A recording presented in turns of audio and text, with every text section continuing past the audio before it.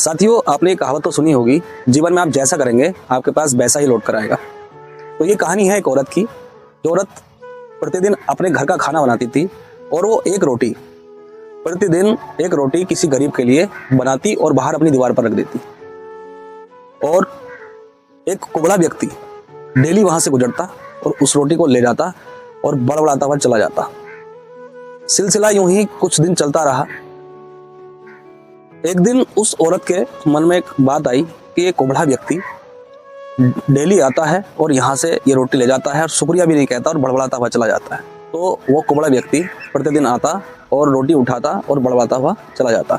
तो उस महिला ने सोचा कि ये कुबड़ा व्यक्ति प्रतिदिन आता है, रोटी ले जाता है और एक दिन भी इसने मुझसे शुक्रिया नहीं कहा। रोटी ले जाता है और बड़बड़ाता तो चला जाता है।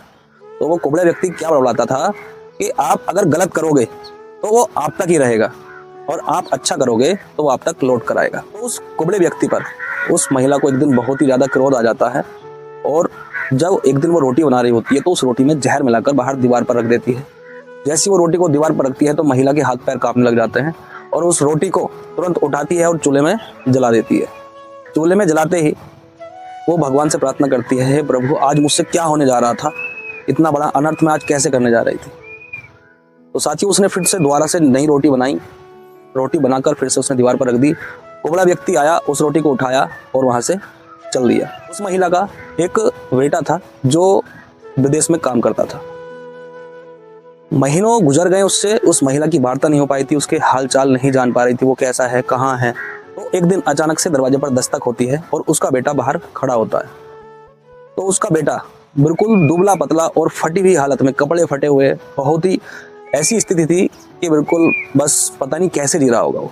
तो उसकी माँ उस बेटे से पूछती है कि बेटा, तुमने अपना क्या हाल बना रखा है। तो उसका बेटा अपनी माँ से कहता है कि माँ, आज तो बस मैं मरते मरते बचा हूँ। आज जब मैं घर पर लौट कर वापस आ रहा था तो मैं कई दिनों का भूखा था और घर से कुछ ही दूरी पर मैं चक्कर खाकर नीचे गिर गया। तभी वहां से एक कुबड़ा व्यक्ति गुजर रहा था, उसने मुझे रोटी खिलाई और रोटी खिलाने के बाद मैं थोड़ी देर वहां बैठा और उसके बाद घर तक पहुंच पाया हूँ।